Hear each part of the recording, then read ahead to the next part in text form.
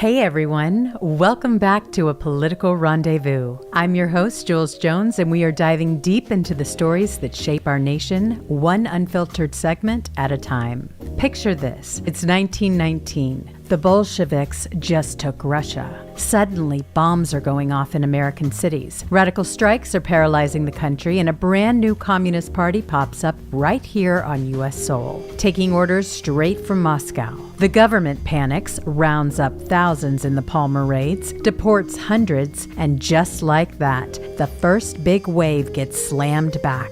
But they weren't done. Fast forward to the Great Depression. People are starving, and the Communist Party's ranks swell to tens of thousands. They are in the unions, Hollywood, even parts of the government. Then World War II hits, and Soviet spies are literally stealing atomic secrets through American communists. The Venona decrypts later proved it. Hundreds of people feeding intelligence to Stalin. After the war, the fear explodes. Loyalty oaths, House Un-American Activities Committee hearings, Smith Act trials, unions kicking out communist leadership, and yes, McCarthy with his lists. Love him or hate him, the pressure was relentless. By the late 1950s, the Communist Party, USA, had collapsed from its peak down to a few thousand members, shattered by Khrushchev's own admissions about Stalin and Soviet tanks rolling into Hungary. These were real close calls, Jims, real attempts to burrow in, real espionage, real ideological footholds, and every single time, America pushed back hard. We're going to pick this story right back up after the break because the fight didn't end in the 1950s.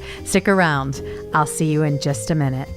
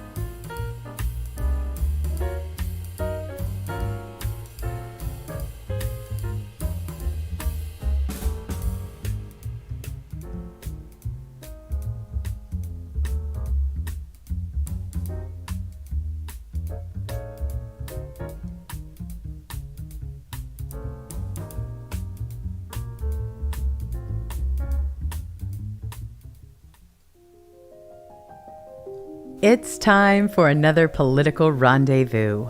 Welcome to Tea Spilling Saturdays. If you are new here, hi! Welcome to our tea room. My name is Jules Jones, and on Saturdays, I go through the biggest political stories of the week. If you are interested in news and politics, I highly recommend you follow our channel. I throw a tea party every Saturday at 3 o'clock p.m. Eastern Time, so come hang out with us. And don't forget to visit our website, julesjoneslive.com, for all the latest updates. Hello, Jims. What a fantastic time I had interviewing Gretchen Smith last week. She was a terrific guest, and the story of how she is rebuilding her life and relaunching Code of Vets is truly so inspiring. So, we have a reminder fun fact for today. Today is National PTSD Awareness Day, and in honor of that, if you have a few dollars to spare, it would be a great day to donate to Gretchen's nonprofit, Code of Vets. No amount is too small to make a difference. You just go to Gretchen's @Code of Vets page on X and click on the Stripe donation link. The work she does for veterans is extremely important. Thank you in advance. The title of our show today is a quote from President Trump. America will never be communist. He was inspired to say that because the Democrat Party took another gigantic leap to the far left this week. 3 Mamdani-backed Democrat Socialist won Democrat primaries in New York. Mamdani's endorsed candidates were dubbed the Hate Slate because their stated policies are based on hatred. They have expressed overt hatred toward Israel, America, Benjamin Netanyahu, President Trump, and of course, Jewish people. They are sick and twisted individuals determined to destroy our country. They have stated many hateful things in the past on social media, but of course, when they declared their candidacy for office, their social media accounts were scrubbed of anything which would reveal their true intentions. One of Mamdani's SPAC winners, Chevrolet, wants to abolish all prisons and all deportations. She defeated incumbent Democrat Adriano Espaillat. Another of the Mamdani winners, Brad Lander, won largely on a pro-Palestine, anti-Israel platform, despite the fact that Lander himself is Jewish. He defeated the despicable Democrat Dan Goldman largely because Lander hated Israel more than Goldman did. Now don't get me wrong, Espaillat and Goldman are absolutely horrible, but people like Chevalier and Lander are flat out crazy. The situation was probably summed up best by Republican Representative Randy Fine. While speaking about these wins by the Democrat Socialist of America in New York City, Fine said, "We now have people coming to Congress whose goal is to destroy America. But this is definitely not good nationally for the Democrat Party. It is causing a problematic split. The extreme leftists are emboldened by these wins, and they are pushing more moderate Democrats into unpopular extreme positions. This Democrat socialist brand of extreme lunacy may play well in New York City and other Democrat strongholds, but it gains no traction in the rest of the country and actually alienates Democrats further. The Democrat socialists have pockets of strength, but their extremism weakens Democrats nationally." Examples of the problem for Democrats. Members of the Democrat Socialist of America chanted, "You're next," directly at Democrat House Leader Hakeem Jeffries after his endorsements lost their primary bids. The extreme leftists are directly challenging Democrat leadership. It will be extremely difficult for Jeffries and Schumer to hold their party together in national elections while embracing such unpopular, extreme, and crazy positions. Of course, Republicans had to get in on the fun. The NRCC, National Republican Congressional Committee, sent flowers and condolences card to Hakeem Jeffries after his candidate got crushed by the Mamdani-backed socialist. It said, "3 losses in one night is tough." However, as frightening as it is to see this kind of socialist communist resurgence in America, we can be reassured by President Trump, who knows how to read the room and read the mood of the country. He immediately put the communists on notice after Mamdani's hate slate succeeded in New York, when he said, "America will never be communist." The following day, he said, "The communists are finally making their move. I've been waiting and preparing for this a long time." I believe him.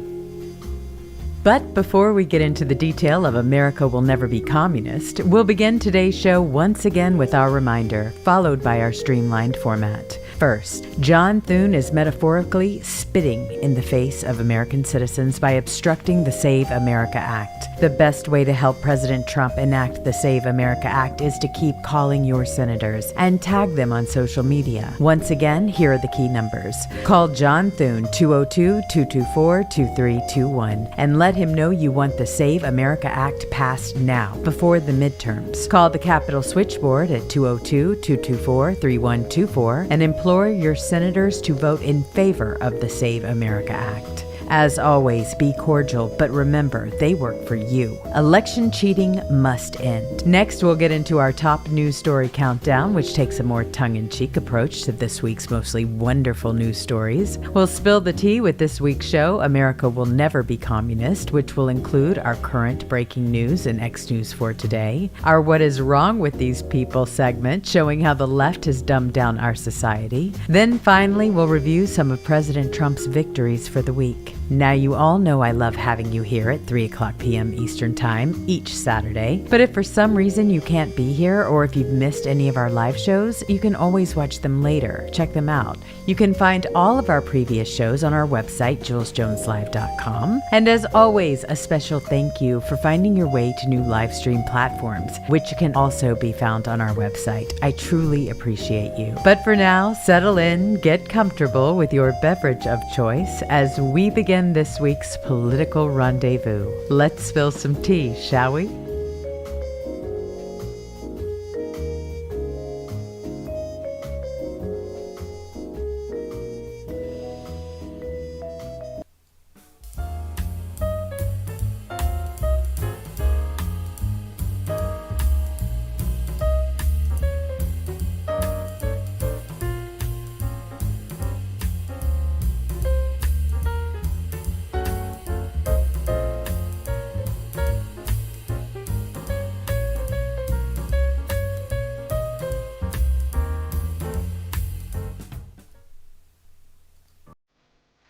And we'll begin, as we always do, with our top news stories for the week. In at number 10. Failing Keir Starmer resigns as British Prime Minister. Keir Starmer has reportedly called himself a socialist, so it comes as no surprise that he failed so completely. His country is a disaster due to his leftist policies. Perhaps New York City and other large Democrat-controlled cities should take note of what always happens when socialists gain political power.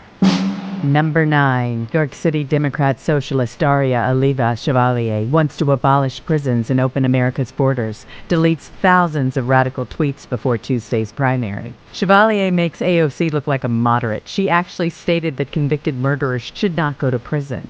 Her ideas are very dangerous, and since she is a Democrat running in New York City, she will likely end up in Congress. If these lunatics are so sure of their positions, why do they always have to delete their social media history? Number 8. President Trump nukes corrupt and unethical cowards at the New York Times, calls fake and made-up reporting treasonous. The New York Times just flat out lied, and President Trump called them out for it. The Times was once respected for at least pretending to report unbiased news. They abandoned their standards, and now it's nothing more than a leftist propaganda rag. It's a shame that so many people actually believe the fabricated nonsense they print. Number 7. President Trump blasts J.B. Pritzker. After a weekend of violence in Chicago, 22 people shot, at least 4 dead. I could make Chicago a safe city in 1 month. President Trump has proven that he can drive down violent crime, even in the worst cities, but Pritzker is stubbornly stupid and won't request help from President Trump. This is a solvable problem. I hope the people in Chicago realize that Pritzker is gambling with their lives. What a despicable and stupid thing to do. Number 6. DOJ announces 455 defendants charged in 45 states since June 8th for over $6.5 billion in healthcare fraud. The FBI also announced the capture of a most wanted fraudster who stole $1.2 billion in a Medicare scheme. J.D. Vance's entire fraud task force, including DOJ, FBI, HHS, and Dr. Oz, are all doing an incredible job. They are moving very fast, and no fraudster is safe. They will find you and they will prosecute you. Our tax dollars have been stolen for far too long. Number 5. Evil demon Anthony Fauci was using USAID to fund COVID research in Wuhan labs, resulting in 7.1 million international deaths. Trump was right. Fauci definitely lied under oath, but may be protected by Biden's auto-pen pardon if the pardon is valid. Congress should force Fauci to testify again. If he tells the truth this time, his crimes will be exposed. If he lies under oath now, it would be a fresh perjury under oath, and he can be prosecuted for it. Number 4. Trump cancels signing of bipartisan housing bill, citing national emergency. The country needs the Save America Act to be passed. I was so happy to see this. President Trump is fighting back hard and trying everything he can possibly do to get the Save America Act passed. Senate Republicans are just not getting it, and they are committing career suicide by opposing it. The rhinos opposing it must be primaried out. Number 3. Anti-Trump wife-abusing pig George Conway loses big time in New York primary. Trump savages Mr. Kellyanne in an epic post. This was just about the only good news to come out of New York primaries. I'm delighted to report that George came in dead last in a field of truly despicable Democrats. On primary night, he was transformed from being an annoying loudmouth to a completely irrelevant loudmouth. Good riddance. Number 2. Postmaster General tells Congress U.S. Postal Service will not deliver mail-in ballots to states that refuse to comply with President Trump's election integrity executive order. I was so happy to hear this. If they do this and refuse to deliver non-compliant ballots, I may start to like the post office again. And our number 1 biggest story for this week: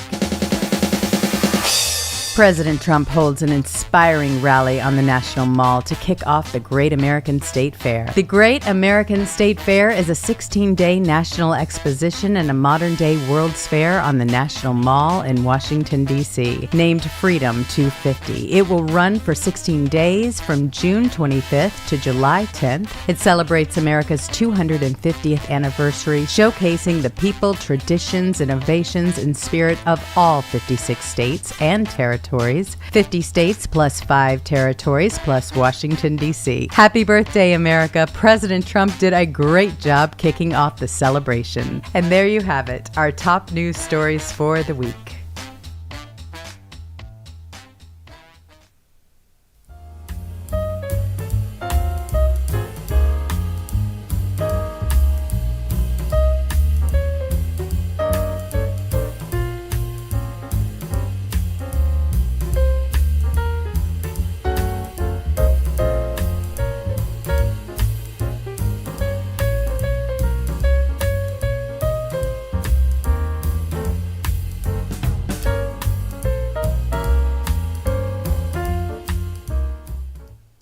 How are you all? Oh my gosh. You know what's really cool about recording these segments ahead of time is that I'm actually able to see what you all are talking about in chat. Generally, when I do this show, I'm not able to do that. I cannot participate. I've got to pull up all of these screens and everything.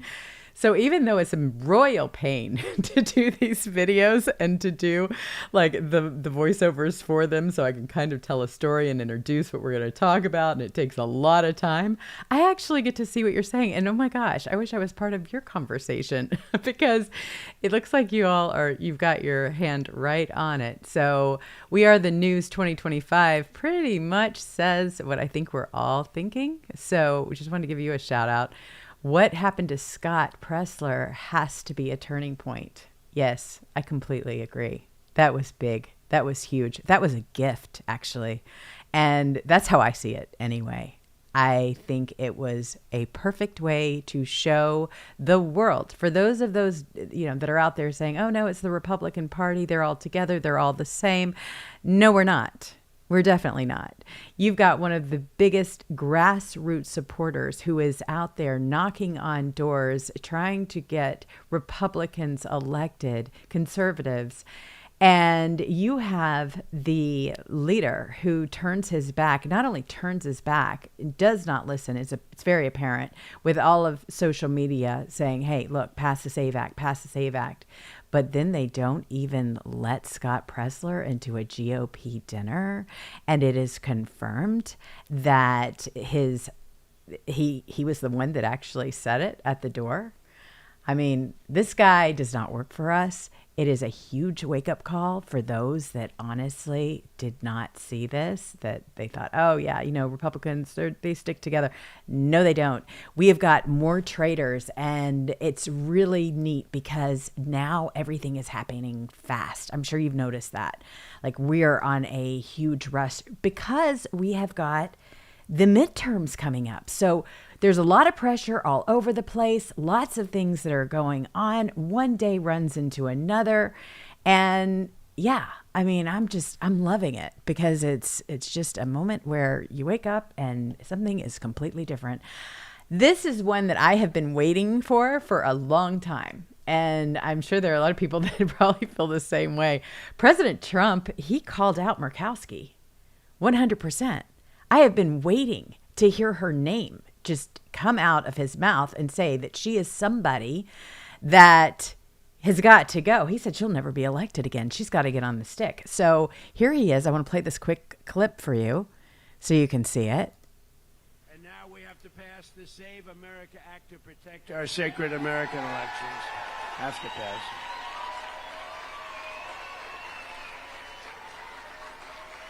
Hard to believe, right?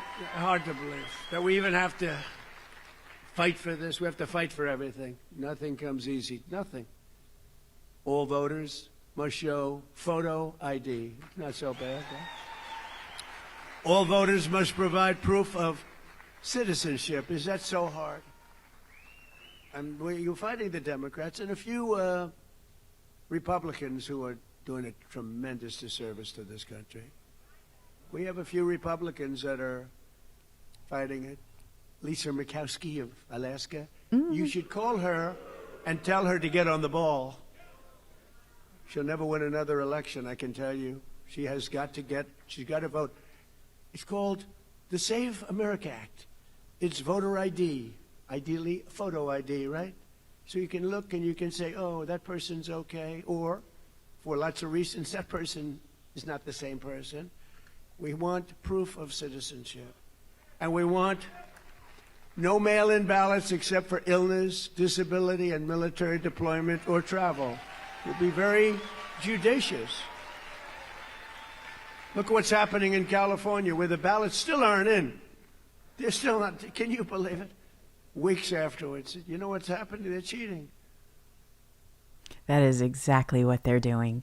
And it's all for everybody to see and to talk about because it's happening right in front of our eyes. And whether you are a Democrat, whether you are a Republican, whether you are an independent, you know something really bad is going on, that there has been the steal has been right since 2020. I mean, everybody knew that. But how deep it goes. I mean, the state politics, you're finding about all of the money that has been stolen from you. I mean, this is our hard-earned money. We go to work, or some of you have worked your entire lives, and you've got people that are coming into this country that are stealing flat out, and nobody is doing anything about it. There's nobody to even investigate. Well, that was before President Trump.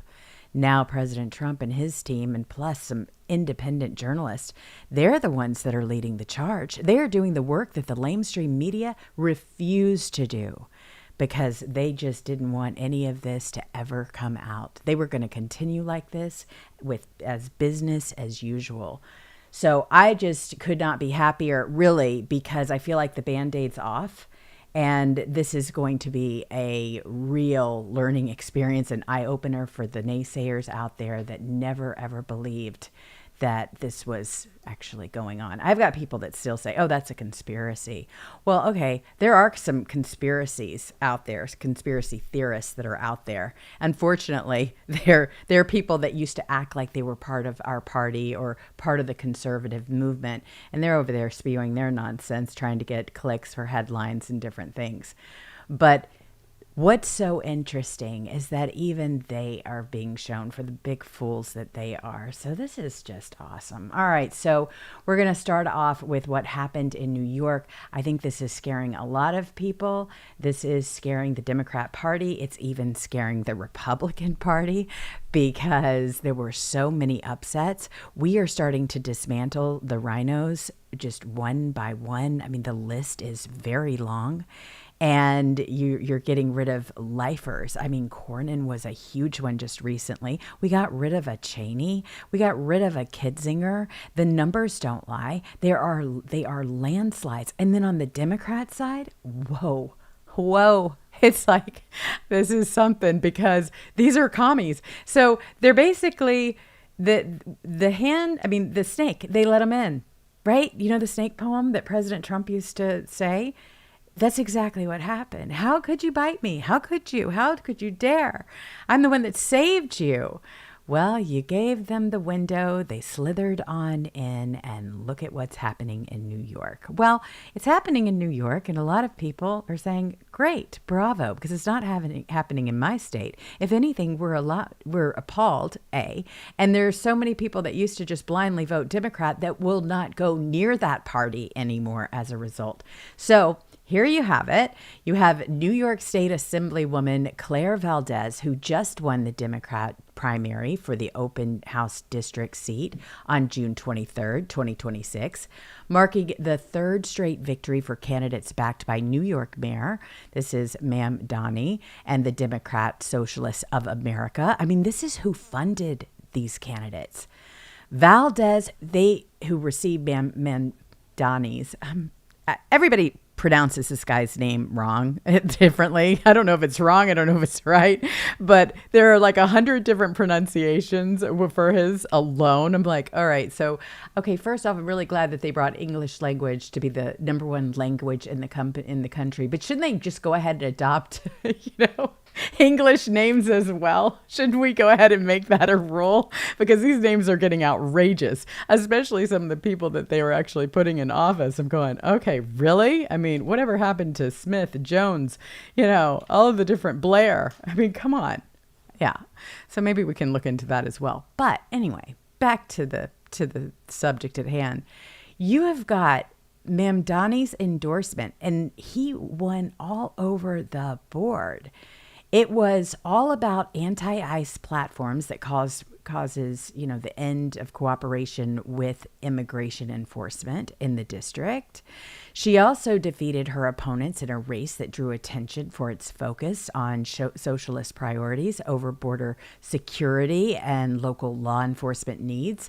The latest results, they followed two prior primary wins by similar Mamdani-aligned candidates.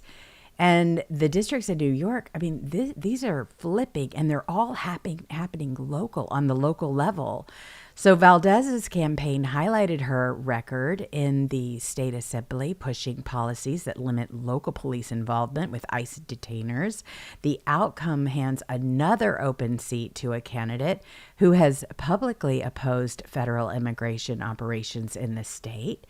This is not even socialist or socialism light. This is full on commie.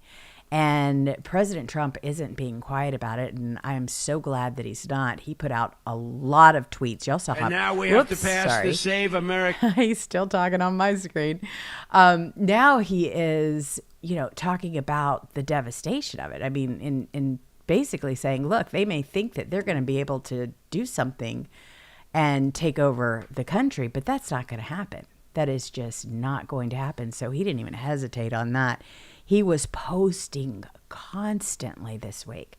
So in New York, they are slapping Mamdani's endorsements with the label hate slate. This is after the mayor backed candidates pushing anti-Semitic lines and open hostility towards Israel and Trump. Tuesday's Democrat primaries, they delivered wins for Brad Lander, Claire Valdez, Chevalier. All of the riding Mamdani direct endorsements straight to victory. And so President Trump fired off a sarcastic congratulations to the mayor for locking in 3 solid communists in the races. He named the exact trio of Brad Lander and the rest of them, right, as beneficiaries of Mamdani's push. The mayor had already sat down with Trump in the Oval Office, as you all know, in November 2025, yet the slate kept rolling forward with no resistance from party leadership. Those 3 candidates, they crossed the finish line carrying the full weight of Mamdani's backing and the views that earned the hate slate tag. Well, they're over there scrubbing their social media because they're like, we've got to clean up our act beforehand. That's why, same thing here with a lot of Republicans. You get them out there and you think, oh, what a great candidate. This is somebody I could really, I'm excited about this person. And then before you know it, you don't even recognize them. They are somebody completely different. So President Trump, he issued a warning. He was like, look, we got to talk about this. And Democrat Party, of course, they're losing their minds because they're being completely taken over. So he issued this warning, and this was after the sweep. And he was like, look, these winners were backed by Mamdani, and even Representative Dan Goldman, he lost his primary in a landslide, by the way. It was outright. No questions, no worries about was there cheating. It was too big to rig. So President Trump posted the results, and he showed what happened when the radical left policies take over, and he called out Goldman by name. This was after the past attacks during impeachments. And he also noted, Goldman's family's wealth. He brought that up, and media ties that had shielded him until the voters finally rejected the whole operation. You had 3 districts that flipped hard socialist slate in one night. And it just confirmed that the city's continuing to slide under those same influences. They're so far left that they would make AOC blush. This is what we're talking about. So it is a real rude awakening for the Democrats. You've got some of the bigger names that are out there saying, whoa, we don't identify with these people. We don't know who they are. Well, You're the ones that brought them in. This is exactly a nice lesson for you all to learn, because remember, they always stand in solidarity, right? I mean, if there's something on the table, they all vote exactly the same way, all the way down the line. Anybody else have a feeling that some of that's going to change? That whole solidarity isn't going to be the same?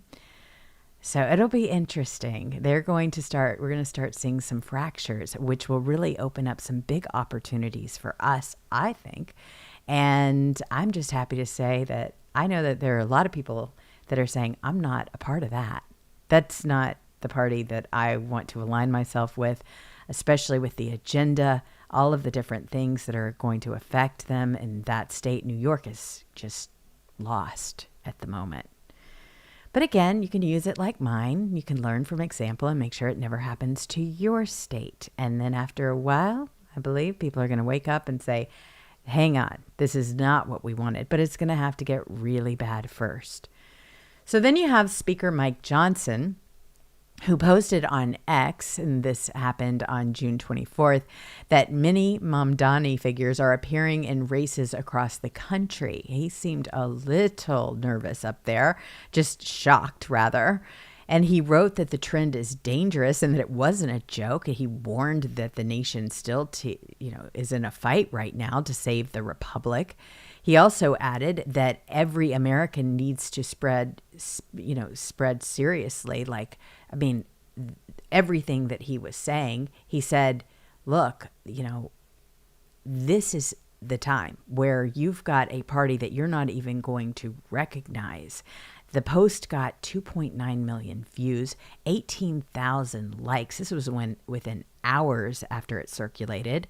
Mamdani-style candidates have already pushed socialist policies in New York and several other cities with similar platforms, surfacing in state legislative contests.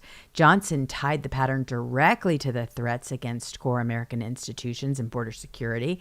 I mean, this shocked not only the Republican Party, but the Democrats, of course. They were just like, whoa. And then you have all the independents that are like, all right, well, I guess I'm closer to the right than I ever thought I was. Somewhere I'm going to at least fall on the right side, not the left. I even know people here that have always been lifers, lifetime Democrats, that are saying, I don't know what just happened over there, but it better not happen here. Well, it already has. They just put a nice bow around it. They don't want you talking about it. They've been stealing our elections, but you've got these fools that are over there openly talking about it, then scrubbing their social media. And as you know, internet is not going to go away. Those posts, all of the things that they have said, it's going to come right back up. So yeah, I mean, President Trump had to say what everybody was worried about. Look, we're never going to be a communist country. We're just not. That is not who we are. We are going to continue to fight. We are not going to be overtaken by this. And so he put out this post, America the Beautiful will never be a communist country, President DJT. I mean, this was a very big deal. But again, as we're just getting rid of the trash in our party, they're getting, surprised. They've all got the surprise look. I used to say the surprise look was bad cosmetic surgery. Now it's on every Democrat's face, and it's natural. Well, as natural as it can be.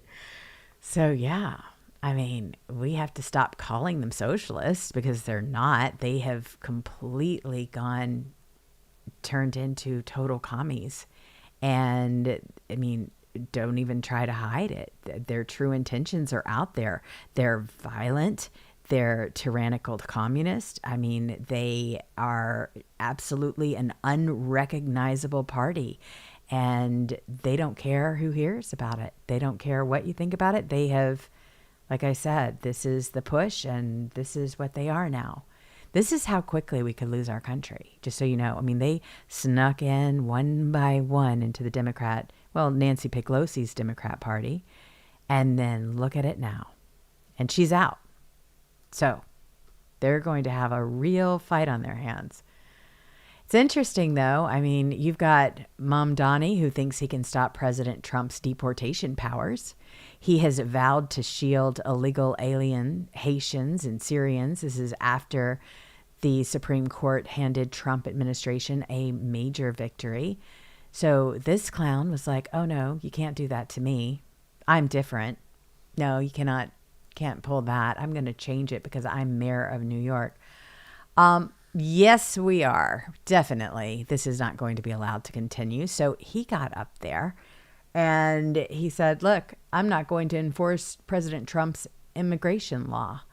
Now, this was after the Supreme Court 6-3 ruling in the Mullen v. Doe. It cleared the way for the Trump administration to terminate the temporary protected status for Haitian and Syrian nationals. And Mamdani vowed solidarity with illegal aliens facing deportation and directed them to a city hotline for help staying in the country legally. Where do you think he's going to get the money to perform all of these services? You guessed it. He thinks he's going to be able to continue to use federal dollars and taxpayer money to fund this operation of his so that he can keep these people in and he can continue a total takeover of the United States. Well, he's got high goals, big goals, doesn't he? But it's going to all come crashing down at one point, and I'm here for it. But we've got to fight like it's going to actually happen because these people are not playing around. They are fully funded. You've got the Soros types that are just behind this whole operation, and they are just licking their chops going, okay, another feather in the hat. But it is really rattling the base of the Democrat Party because outside of the really blue states, other toss-up states are going, what's that? No, we don't align with that. So the high court's decision, and it allows, and it was such a big win. It was the biggest win of the week. The Department of Homeland Security ends the TPS protections for roughly 350,000 Haitians and thousands of Syrians nationwide. I mean, people whose temporary status was always meant to be just that, temporary. Well, lower courts had blocked the terminations, but the Supreme Court lifted those injunctions, ruling that the federal judges generally cannot second-guess the secretary's determinations on the country conditions.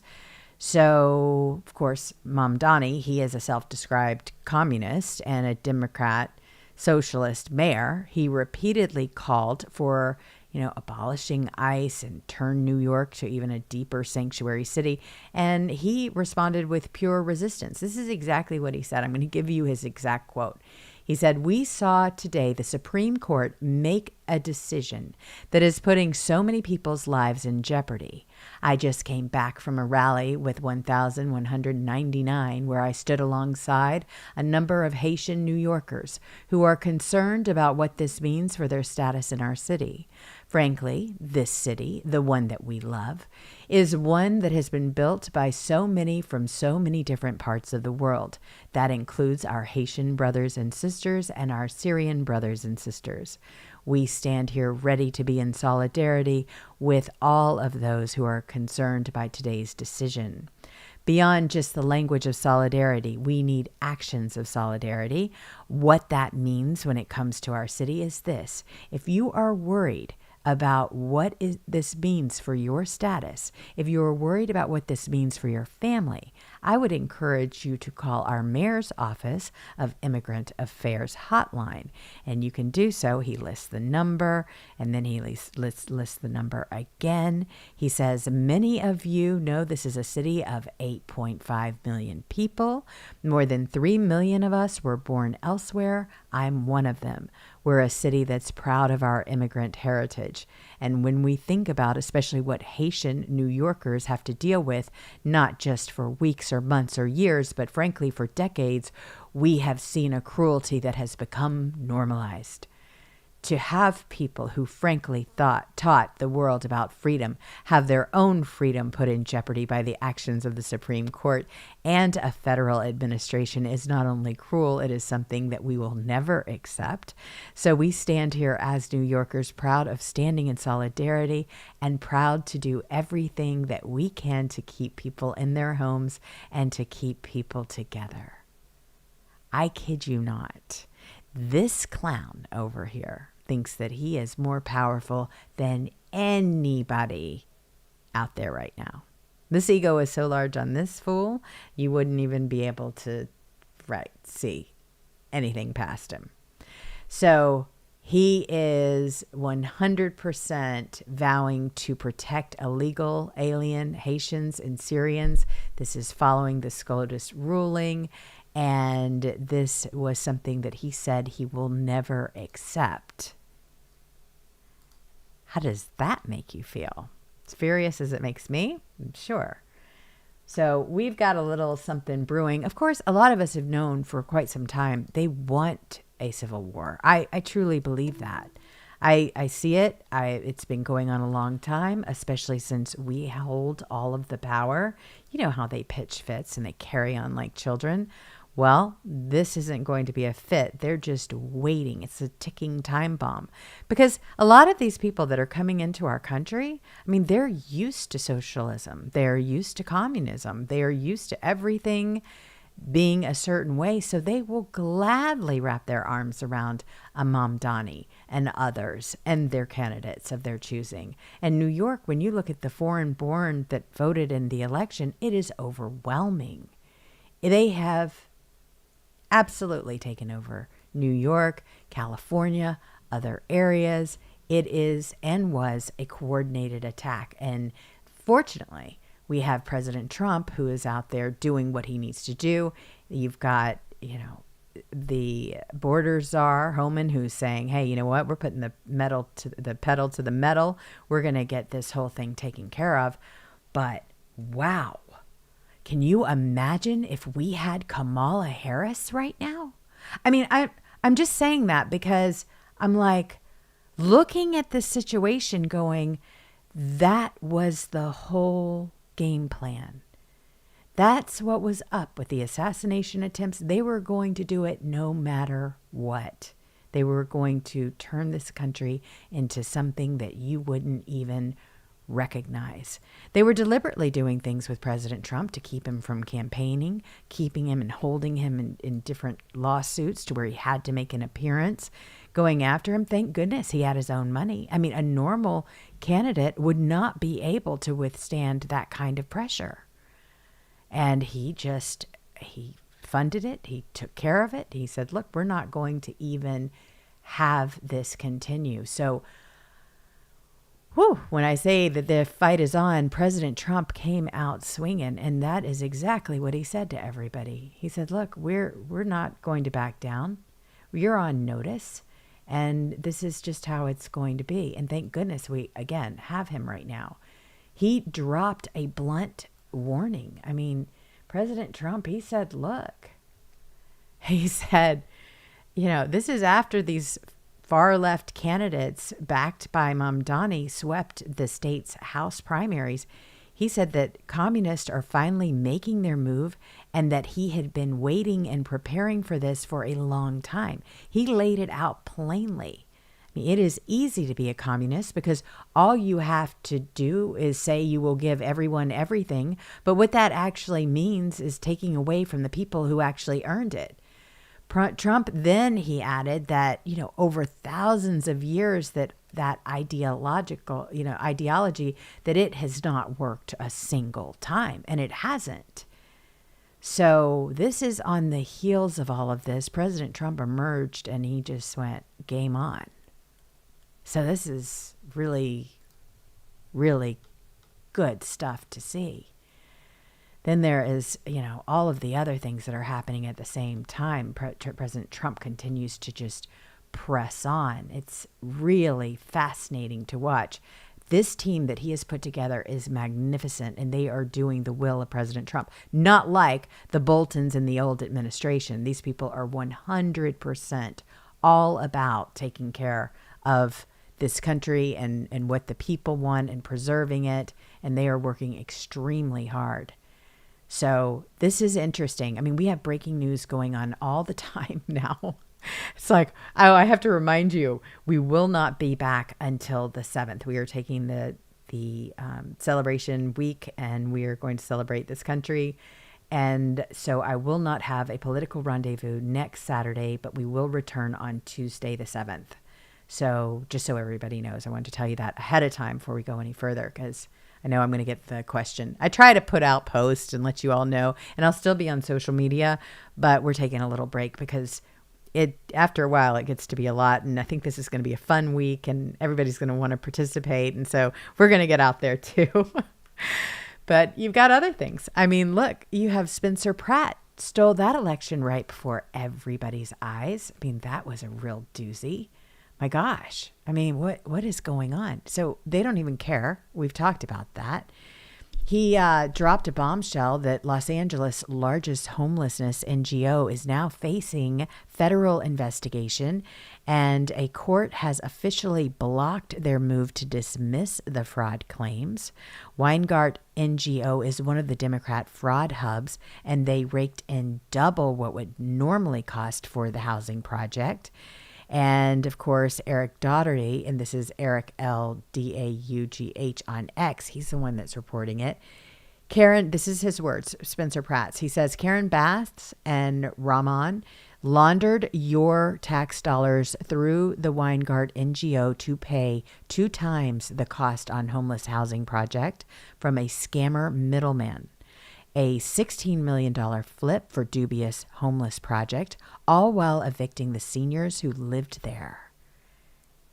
So they are under investigation. I mean, we're going to be digging into these crooks for a long time. It's not going to go anywhere anytime soon. So President Trump has got his moves. He knows a lot more than what we're even talking about right now. But yeah, when you talk about all of the things and all of the moves in the Republican Party and the rhinos and who owns who and who owns what, the lobbyists that are involved here, we're just trying to get a simple Save America Act passed. And all of a sudden, that's not so simple. Well, there's a reason behind it, because they are very comfortable in their positions of power as well. Murkowski was able to steal her election. I mean, Thune looks a little suspicious too. Some of the others do as well. So, you start really looking at the rhinos that have been there for a very long time, and until you start shining a spotlight, can you get somebody like Ken Paxton to beat a Cornyn?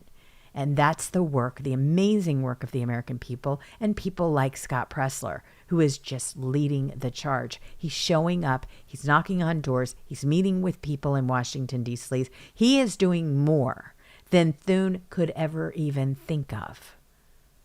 You realize that? You've got Thune. The only vote that he called was when we're going on vacation and for how long. That's the work that Thune is doing. How he is still up there is beyond me. And it's his job to make sure that things get done. And President Trump has pointed that out. That's what leaders do. Do I think we're going to see Murkowski run again? No. But she is going to play hardball till the very end. She is not going to do us any favors.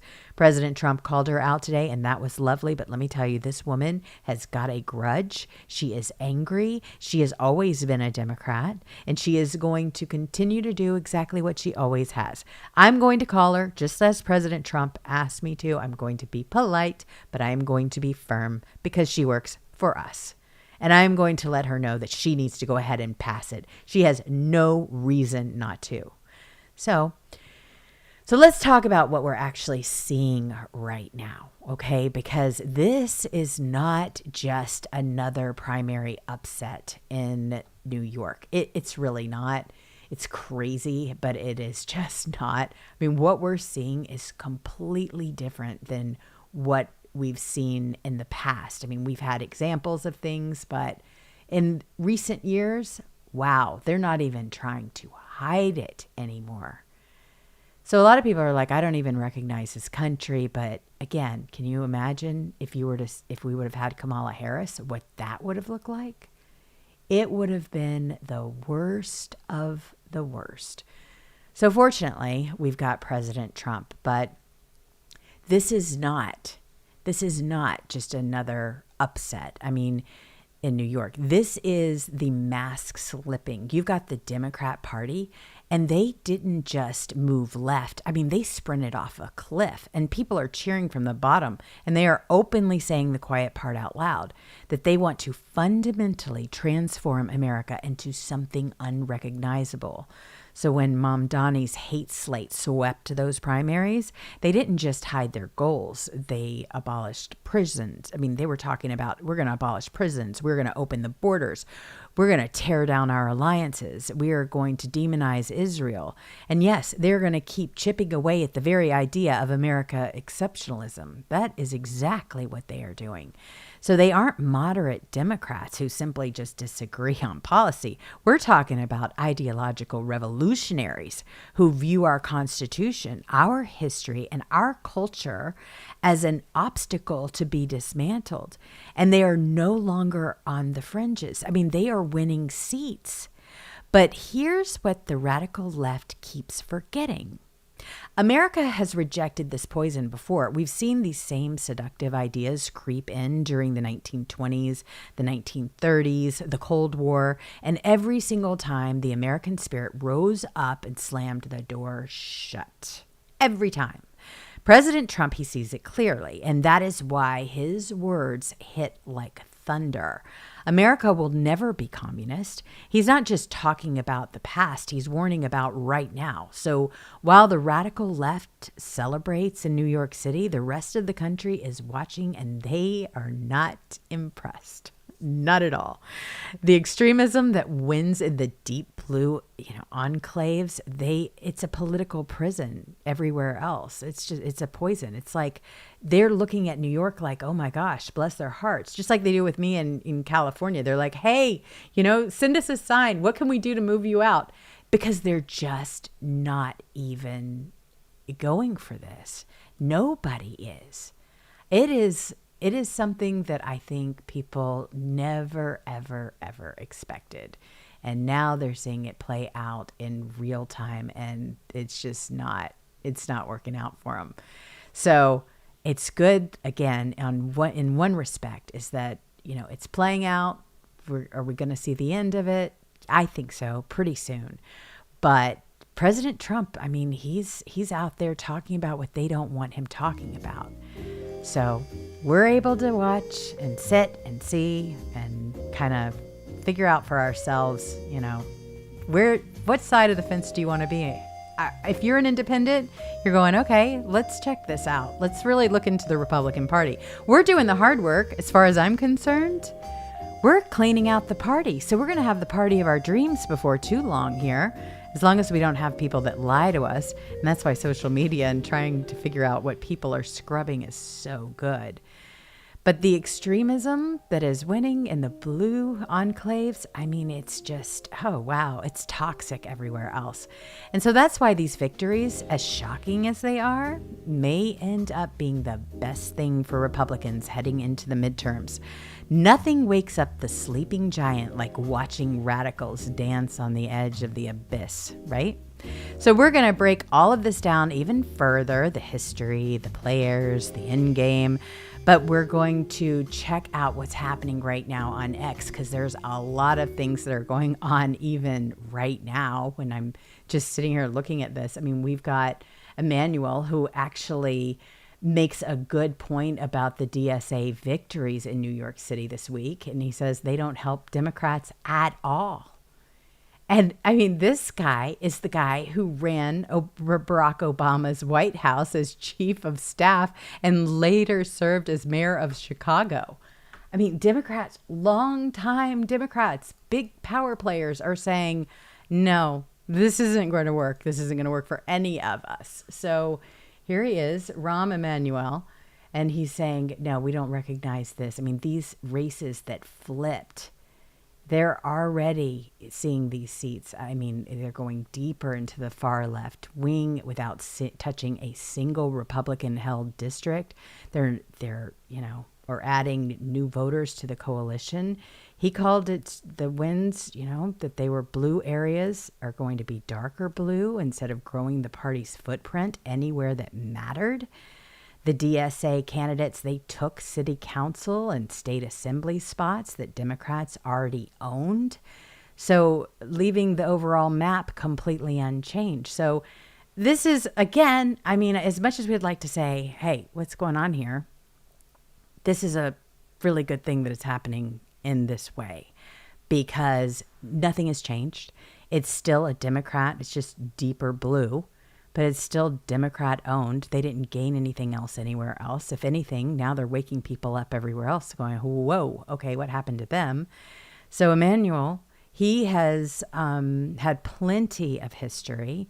And so he's seen these things flip before, but wow. I mean, the vote total showed what it was on the ground in New York. We didn't lose anything.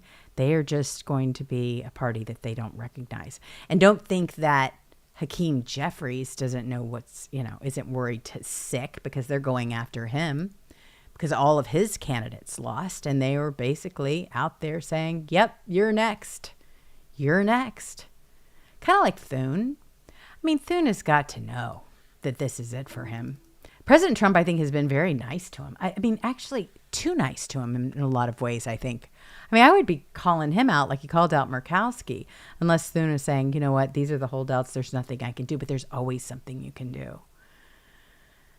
So you have the South Dakota Republican Party delegates. They met on Friday to shoot down the censure resolution against the Senate Majority Leader, John Thune, after it held and already passed the Resolutions Committee on Strong Activist Backing. So the resolution targeted Thune's repeated refusal to move President Donald Trump's Save America Act through the Senate. Delegates voted overwhelmingly against it anyway, leaving the measure dead on arrival. Thune had blocked the bill's advancement multiple times despite its focus on election integrity and America First priorities. Grassroots conservatives who pushed the censure watched as the party leadership, they just protected the longtime senator instead. So the final tally showed clear rejection with no room for reconsideration at the meeting. So they voted down the resolution in the end to censure John Thune, and that's okay. I mean, it definitely passed a couple of rounds first.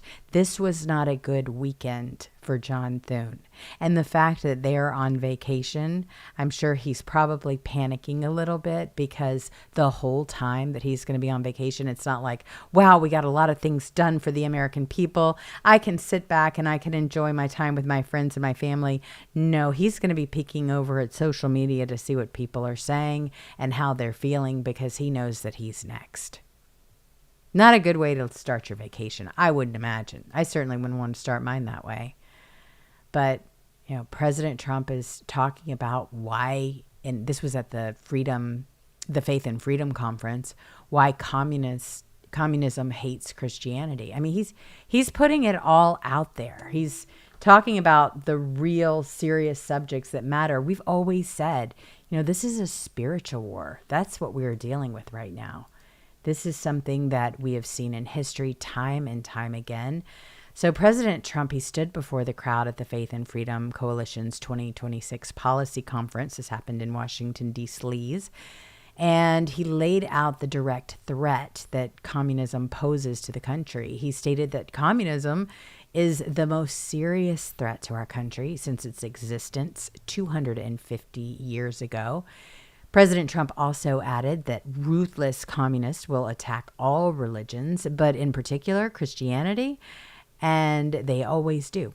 That's the one that they have always been after. And you look how Christians have been persecuted all around the world. So the conference itself, it focused on Christianity's role in holding the nation together against that exact pressure. A White House photo showed President Trump delivering the remarks in person at the event. And it basically, the whole speech spelled out how communism targets faith as a core strategy. And Christianity was singled out every single time. So the fight of good versus evil, all of that, we're watching all of this happen in real time. It's really fascinating. I'm loving seeing people waking up, though, because what happened there with Mom Donnie, I mean, people weren't cool with him either. They were just really like, are we seriously going to, hire? I mean, as New Yorkers after 9/11, are we seriously going to pull this? Well, there he is. Who would have thought all those years ago that you would have a Muslim mayor, communist Muslim mayor, openly? So Jesse Waters, he broke down the exact numbers on New York City, and it was during his segment about, half of the city still sits on Medicaid. 20% use food stamps. 5% live in the projects. 75% of residents are non-white. 40% were not born in America at all. And so those figures right there, they point straight to a system that pulls in poverty and fresh voting blocks while taxpayers cover every bill. So this pattern keeps expanding with no signs of slowing. So here it is. Half of the city is on Medicaid, 20% on food stamps, 5% in the projects, 70% non-white, 40% not even born in America. This is what's being imported. And we're funding the bill. You can't argue with that. Those are just straight up facts. So as far as New York, wow. What are you going to do? It's like, that's the reality that you have right now. Can't even imagine.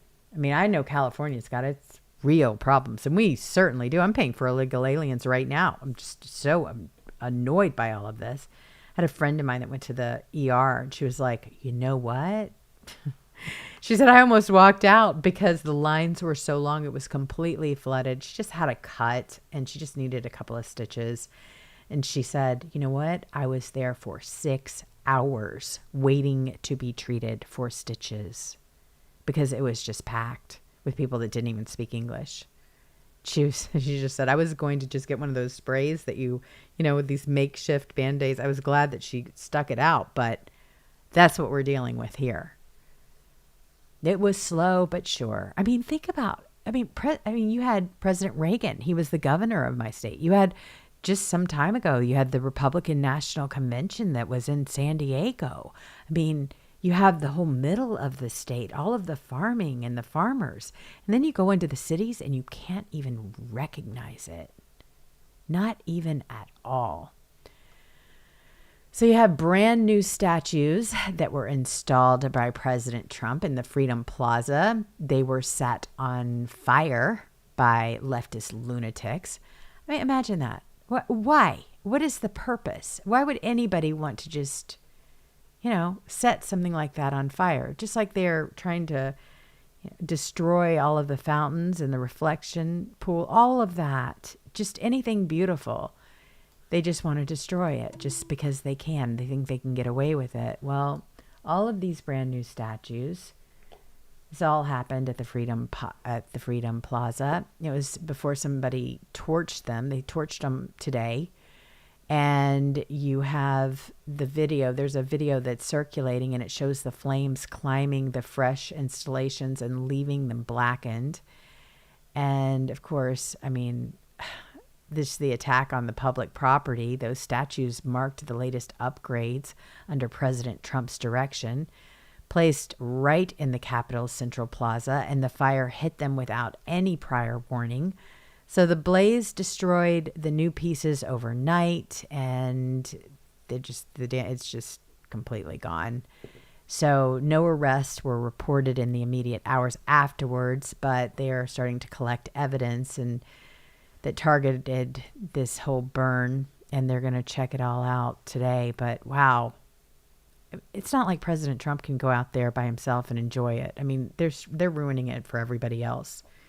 And President Trump likes to know that you're enjoying it, but he's not like, oh, let's go take a stroll. He's way too busy for that. It's not like he's doing it for himself. So these people are just evil. They really are.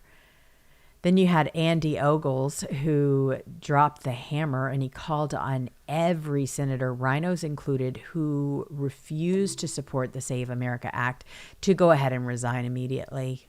He just said, you know what, let's not even play games here. The American people are tired of it. They want to see some results, and this is the one thing that both the left and the right actually agree on, 80% of Americans. And so the fact that you're not even going to get something this easy done, then, just go ahead and resign. So he demanded every single senator who refuses to back the Save America Act resign immediately, and it includes anyone dodging the requirements for proof of citizenship at the polls and measures to secure elections against fraud. He also spelled out that, there was no wiggle room, saying that the Senate needs to grow a spine or clear out so that the work can move forward. So the bill lines up with President Trump's push to end the steal and restore real safeguards. And hopefully that will eventually reach California. That is still counting, by the way. Still counting. All of those weeks. Yeah. So it's going to be interesting to see what happens with California, because they've got a lot of eyes on the state and there are so many problems. And the state is not doing well financially. I would not be surprised if President Trump doesn't pull the plug on both New York and California and those that will not comply.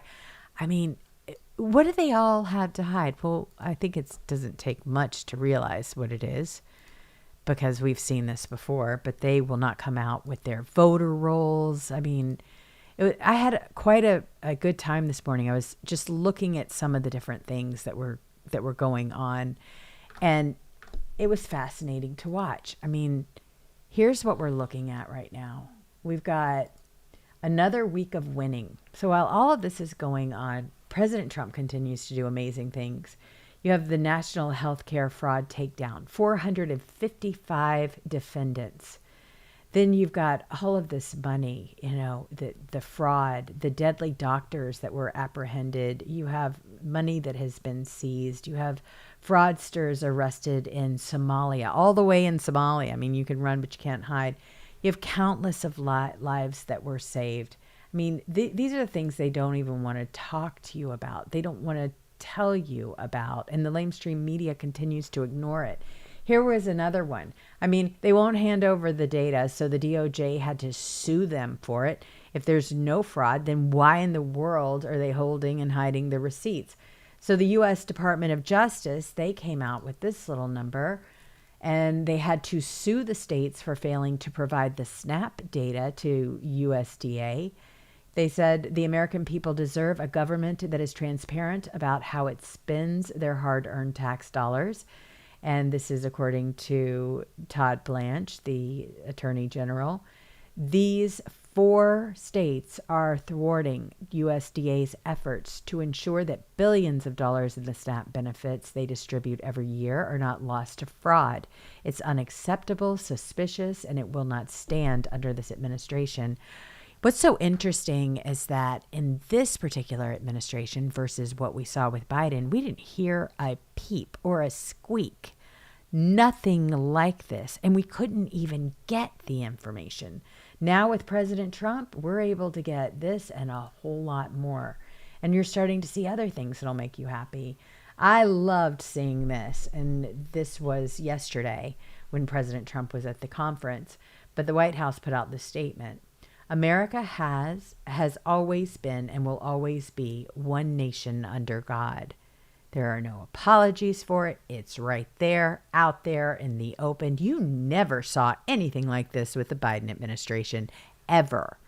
That pin that he carried, that auto pin, that was just unreal. But no matter what they do, they're not going to ever be able to erase that fact.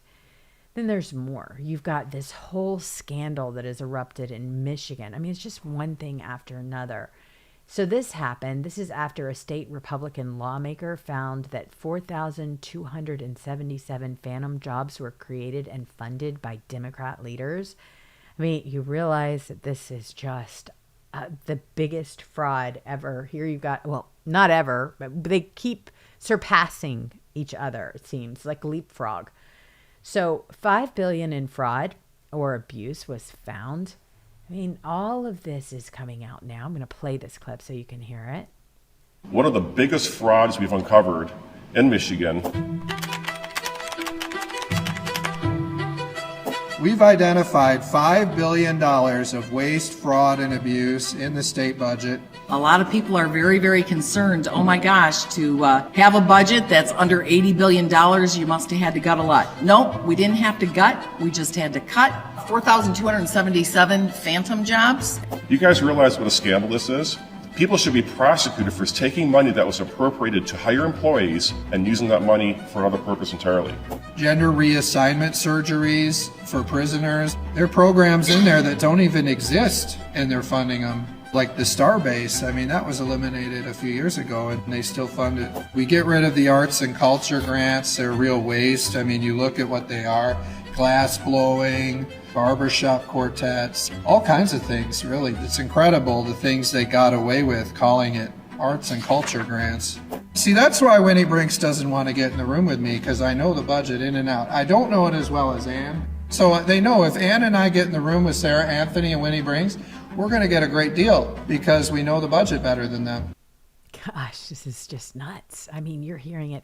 This is why I get so mad. Why am I paying taxes? Please explain to me. I want to be able to keep that little bit of money. I need to replenish my shoe collection here.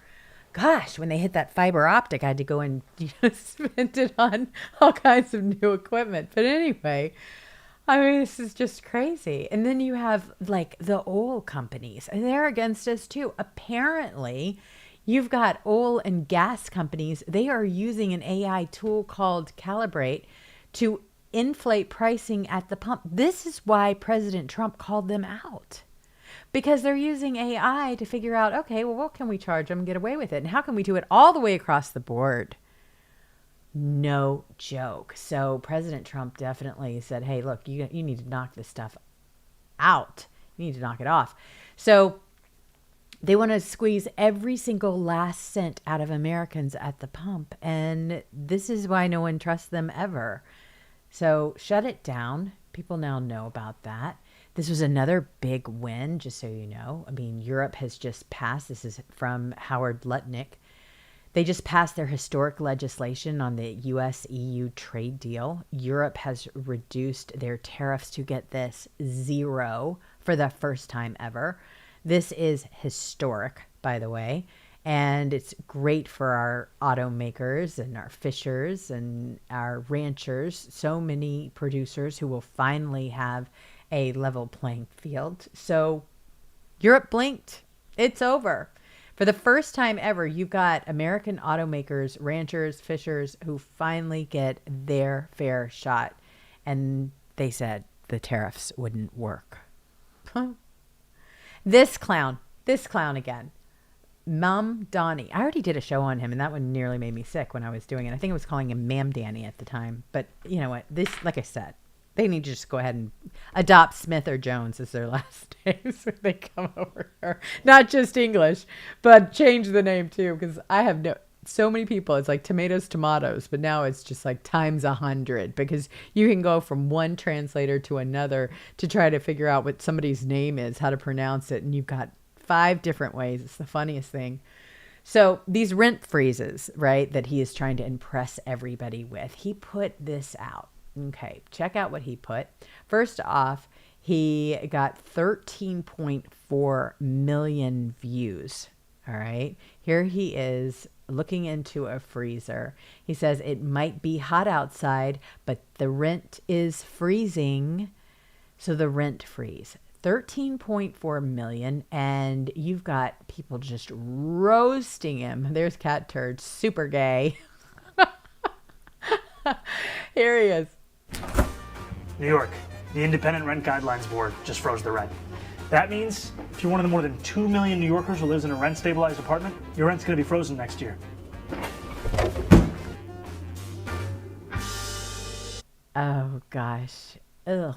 Just enough to make me absolutely sick. So the problem is what he doesn't understand. I mean, it sounds really great until the landlords stop maintaining buildings.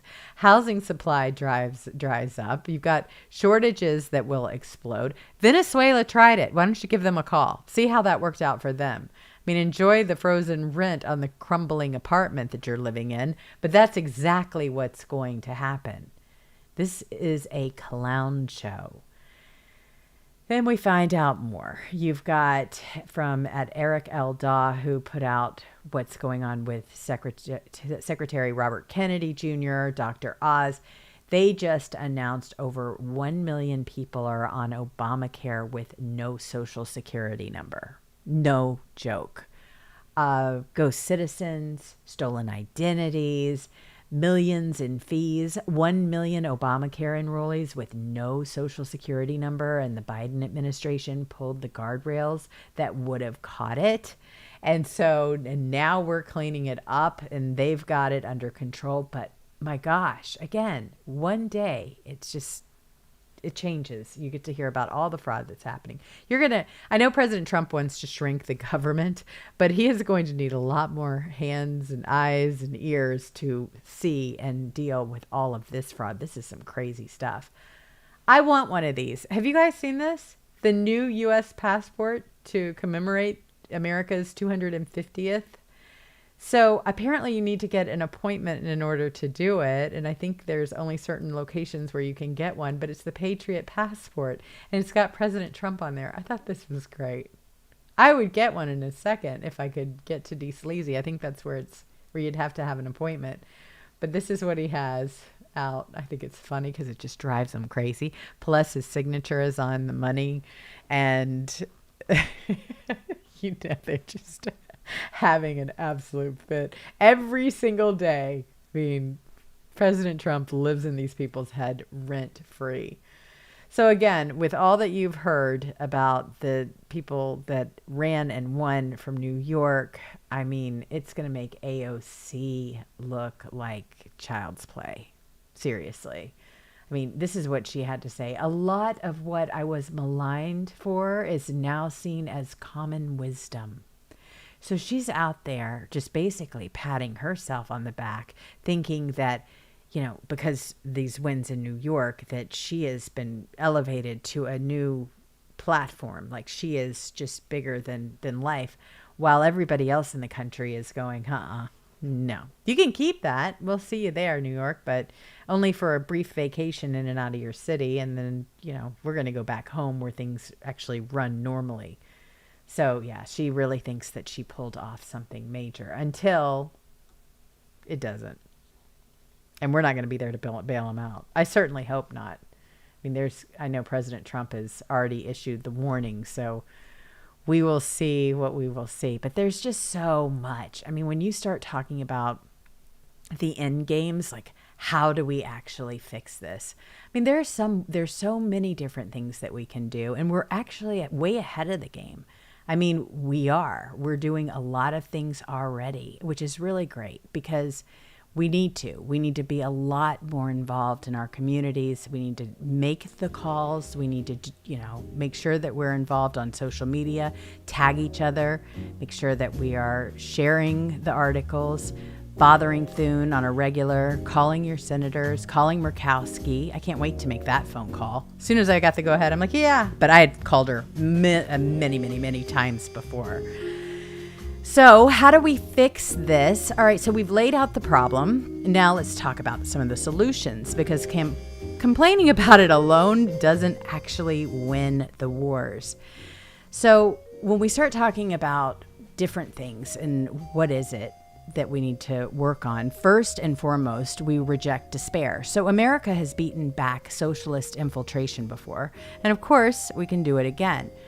But we have to be honest about what we're up against, even inside our own party. So you can look at what happened recently. You have Senate Majority Leader John Thune literally locked conservative activist Scott Presler out of a major GOP dinner. Think about that. I mean, who does something like that? So while Thune and the establishment played nice with the DC club, one of the most effective grassroots warriors in the country, a man who's registered tens of thousands of voters, gets shut out. So this is exactly why so many Americans right now are completely fed up. So They were starting to realize that these rhinos don't work for us. They work for D. Sleazy, the cocktail circuit, the lobbyists in their own careers. And right now, Thune is actively obstructing the Save America Act, the very legislation we need to secure our elections. So here's how we fix it. We apply relentless pressure. We call them. Even though they're on vacation, we continue to call them. Tag them, make sure they're uncomfortable. You can call John Thune's office at 202-224-2321. You can tell him that you expect him to pass the Save America Act immediately. You also can contact the switchboard. You can demand your senator to support election integrity. You can give them a call at 202-224-3124. Remember, they work for you. It's not the other way around, even though they make you feel that way. But you can also support the real fighters. So back people like Scott Pressler, who are doing the hard grassroots work. So this is while the establishment is playing games, they need support. They need to be able to operate, donate, share, show up. The future of the party, it belongs to the activists, not the insiders. You can also reject extremists on both sides. So we beat radical left, and this is how we've done it, by exposing them and voting them out. But what we also have to do is clean house from our own side. No more rhinos who block America First priorities. And while socialists march forward, people that are on the fence, the Murkowskis of the world, we need to get rid of them. We also need to remember who we are. We are not a party of corporate consultants and country club Republicans. We are the party of Trump, of working Americans, and of people who still believe America is worth fighting for. President Trump said it plainly. America will never be communist. We must remember that. And we must make sure that our elected officials understand the same thing, or replace them with people who do. The fix starts with each of us refusing to stay quiet and refusing to accept business as usual. We've done it before. We can do it again. So we've got to get to work. We really need to get to work, or we're not going to recognize our country ever again. It's frightening, but it is a fact. And we just have to make sure that we continue to take all of this and work on it every single day. A post a day isn't too much to ask. A call a day isn't too much to ask, but we've got to light it up because they're all on the same team. We're the outsiders. And I think the more people are waking up to that fact that, yes, this government does believe that we work for them, not the other way around. So we're going to head on into one of my favorite segments of this show, and it is What is Wrong with These People? And I can go ahead and tell you there's plenty wrong with these people. From one day to the next, something is going awry. So here we go.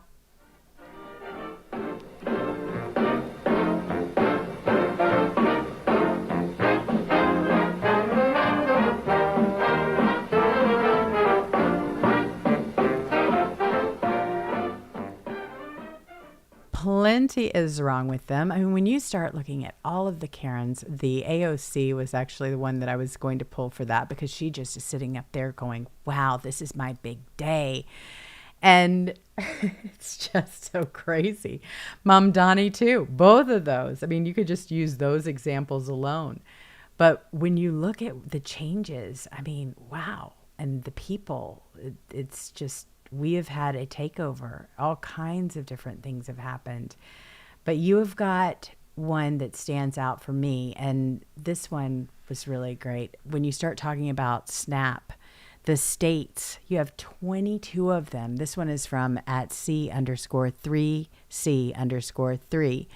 22 states that are blocking the Trump administration from inspecting SNAP. All 22 have Democrat governors. All 22 know there is massive SNAP fraud in their states. Dems protect fraud because fraud is how the Dems gain power and stay in power. Simple. So you've got these mass migration reports. President Trump is talking about saving America. It's a constant because he knows how close we are to losing it.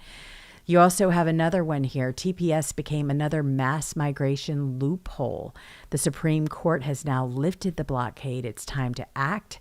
And Senator Eric Schmidt is calling on DHS to move fast, finalize the president's TPS terminations, and deport those who no longer have legal status. Temporary means temporary. And that's the whole thing. They've been here for years. There's not such a thing as temporary anymore. I mean, temporary? Really? Who are they even kidding? So we've had quite a week. The whole thing has just been nuts. I mean, from just what what Kash Patel has done just on his end. When you talk about the inquiry, this will make you all very happy. You remember her, right? Cassidy Hutchinson, right? The beast dweller. She was Meadows' aide, the J6 star, who, she took this secondhand story about Trump lunging for the steering wheel of the beast, which the agents who were there actually completely said it was totally false. But now the wheel's turning the other way, and you've got Acting Attorney General Todd Blanche, who has approved an inquiry into Cassidy Hutchinson. And this is the lady that implicated Donald Trump in the January 6th violence when you had that fake J6 committee with Liz Cheney at the helm.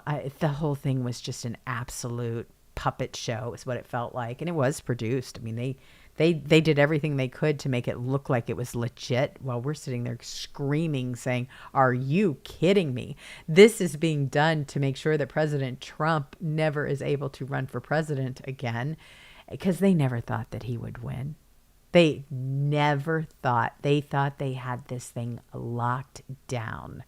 The President Trump, I mean, what a landslide. Not only did he win, he won big. And that's why we've got to win the midterms. But yes, they're going after a lot of those people. Fauci, that monster. I will tell you how I feel about that clown. That is the biggest murderer of our time. There is no way that they can let this guy go. Fauci is a complete monster, not only to just human beings, but also to animals. You can go all the way back into what happened with AIDS, and you can see what kind of monster this man is. He killed so many people, and he has got to be brought on charges for this, because it is so awful. I mean, just when you think that you've heard a real nightmare type story, then you hear about Fauci and you go, okay, no, this is the worst I've ever heard. A lot of you lost family members, I know that, or friends, or heard of people that you're close to that did. I mean, they completely locked down this country. There is nothing they wouldn't do to win and to steal this country from its people. And that's exactly what they tried to do. So, I mean, once you realize that this guy could actually, and they expected him to just skate after what he did, you start to understand the gravity of the whole thing. I mean, this is very, very serious. But I haven't seen him. I haven't heard from him. Normally he was on the cover of every single magazine. They were just bowing at his heels, saying, how wonderful he was. And now nothing, not even a squeak. So it's wild to see. I hope that there is going to be justice in the end. I don't know that there will be, but there's some good things that are happening too. I mean, we have to remember that President Trump decided, and he has always said, that he was going to prove to the world that election was stolen. That is still on the agenda. And this latest news with Dominion, this is big. This is another huge story that a lot of people kind of saw it and they went, wow. But the whole Mike Lindell, I mean, Dominion, they dismissed their $1.3 billion defamation lawsuit against Mike Lindell from MyPillow. What does that tell you? All of a sudden, they're dismissing it, probably because there is going to be, like in so many other cases, a lawsuit from Lindell he's going to go and probably sue the pants off of them. they will not be able to win this, because those Dominion voting machines are going to be proven to be exactly what people were coming out with and suggesting, that they were able to mess. I mean, how didn't they cheat, though? I mean, it wasn't just the machines. It was in every fashion that you could possibly imagine. Every way they could do it. And that's why midterms are going to be so important. And that's why President Trump is doing everything that he can. And so are all of you, to make sure that we have free and safe elections, because they're not going to give that to us. They're just not going to give it to us if they don't have to. Okay, so we're going to head into the accomplishments for the week, because this is probably one of my favorite parts. This is where we talk about all of the wins that, with all of this other crazy stuff going on, President Trump never stops working for us. And there's, of course, so many things that are going on. So this is where we start spilling it on the Victory Vault. So let's go ahead and start.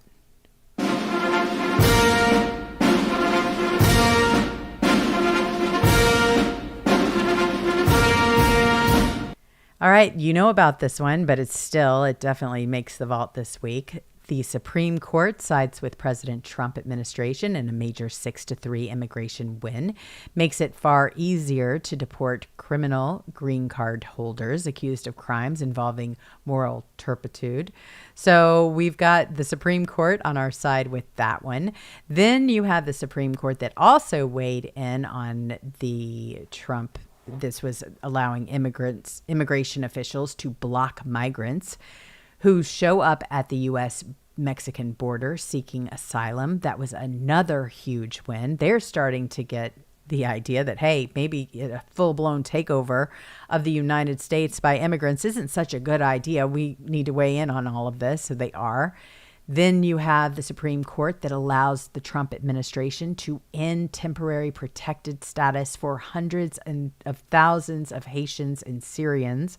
This has got the left rattled, because this is their new voter bloc now that all of America has woken up to what they have become. Why Mamdani has said, hey, you're not going to do this in New York City, because he doesn't want to lose those voters. Well, bye-bye.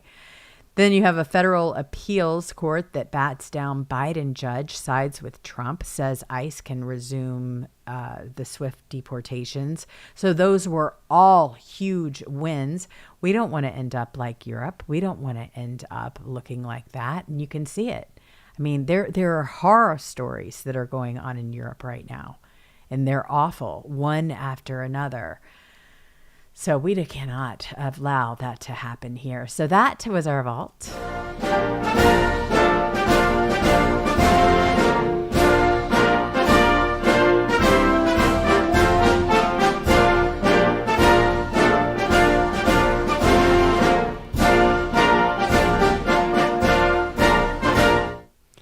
Unreal. So I want to let you all know that we're not going to be here next week. I've enjoyed spending today with you. I want to give a major shout out to all of you that help on this show. You moderators are just so wonderful. I hate that I always give you the last shout out, but that's the biggest shout out. But I decided I was going to start from the bottom up and just say thank you so much for being here. Thank you so much for all you do to get the word out on the show. You all mean the world. If you want to know who our moderators are, all you have to do is check in the description box, because I list them in there. And that way, hopefully you will also tag them and you'll get to know them on X and other platforms, and you can follow them. But thank you for just being so great. I mean, you really do. You make the show, you get everybody excited about it. You put out the telephone numbers, whatever it is that we're talking about.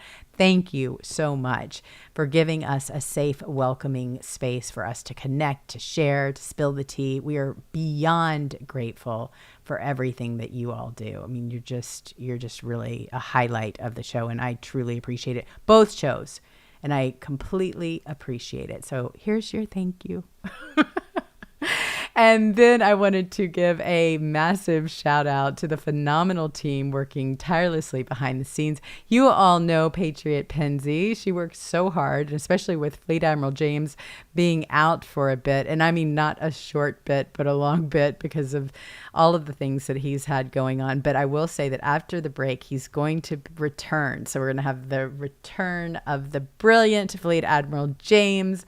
We're all excited. He said, you know what, I'm ready. Put me in, coach. So I wanted to give him a big thank you as well. And then, of course, you all know Ed Rob Pflegram Sr., who works so hard on all of the monologues. He does the monologue, the one at the beginning, and then the top 10. It's so funny because whenever I get it from him, he's like, you have no idea what it took to get these into 10. I had 30 articles pulled, and now I finally squeezed it into 10.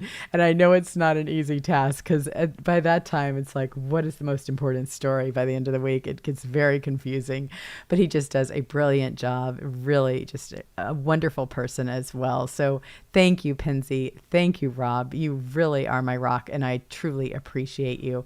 And then, of course, we have a man behind the scenes that nobody ever gets to see, and that's Megavolt 007. Absolutely a brilliant person as well. Just fantastic. You can go check out his site on X, and you can see, I mean, he's just full of ideas, just very instrumental in what we do. Another one of the Mighty 200 that got attacked like Penzi, Fleet Admiral James, and I on Hillary's hit list way back in the day. I know that seems like forever ago.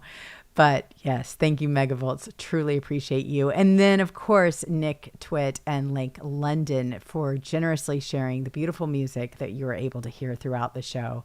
We could not do it without them. So just great stuff. It's just been a great day. I don't know how you're going to celebrate this holiday, but I know that I'm going to be out there in my red, white, and blue. So excited to bring in 250 years. And then plus with President Trump, you know, there's always going to be something going on. It's going to be quite a show. He's quite the showman. So he's going to be doing a lot with that. But I just wanted to end with where we kind of began. And that is that we started today with a history lesson, right? A reminder that this fight isn't new. We've seen the red tide rise before. We've watched radicals burrow in our institutions, our unions, our government, and every single time America has pushed back hard and sent them retreating back into the shadows. Well, today the tide is rising again. We just watched a group of unapologetic Democrat socialists, the so-called hate slate, win big in New York. People who want to abolish prisons, open the borders, and tear down the foundations of this country. And while they celebrate in their blue strongholds, the rest of America is waking up to a very simple truth. This is not who we are. President Trump looked at it all and cut straight through the noise. America will never be communist. He's right. And those words aren't just a slogan, they're a line in the sand. But lines in the sand mean nothing if good people don't stand behind them. So here we are, gems. We have rhinos like John Thune locking grassroots warriors like Scott Pressler out of a room while slow walking the Save America Act. We have radicals on the left growing bolder by the day. And somewhere in the middle, the American people are watching, waiting, and deciding what kind of country we're going to leave our children. This is our moment, not to despair, not to surrender, but to stand up, to speak out, and to fight like hell for the republic our ancestors bled for. So call your senators, support the fighters, register voters, reject the extremists on both sides, and never apologize for loving this country. Because at the end of the day, America doesn't belong to politicians and socialists or insiders in Washington. America belongs to us. And as long as that's true, America will never be communist. So take a quick note before we go. I just want to make sure that you all know, because I'm going to be getting a lot of emails. I always do in DMs. I won't be here next weekend for the 4th of July. We are taking the holiday off. We're going to celebrate the nation's 250th birthday properly. I'll be back in the litter box with Cat Turd on Tuesday, the 7th. And we'll return with a brand new episode of A Political Rendezvous on Saturday, July 11th. So until then, I want you to enjoy the fireworks, hug your family, and remember what this country truly stands for. Thank you for spending your Saturdays with me. I love each and every one of you. Now go on out there, get loud, and let's remind them exactly who this country belongs to. I'll see you in July. Same time, same place. Stay fierce, stay free, and God bless America. I'm Jules Jones, and this has been A Political Rendezvous. Signing off, but in the meantime, you all be safe. You be kind to one another, and we will see you later. Toodly-doo.